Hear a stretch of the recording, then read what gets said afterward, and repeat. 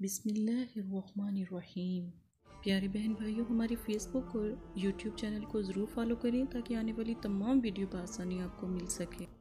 बावजू सूरह कौसर को सुरमे के ऊपर या काजल के ऊपर दम करके अपनी आंखों में लगाएं। अगर किसी प्यारे ने किसी को पाना हो तब भी अमल किया जा सकता है। अगर वो दूर हो तो फिर आप ये सुरमा लगाकर जुमे वाले दिन उसकी तस्वीर को देखें तो वो हाजिर भी हो जाएगा।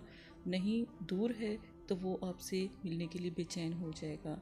मियाँ बीवी की मोहब्बत के लिए ये सुरमा ज़रूर लगाएं। मर्द हजरात अगर ये सुरमा नहीं लगा सकते तो वो सुर्ख रंग का कोई भी लगाने वाला सुरमा इस्तेमाल कर सकते हैं।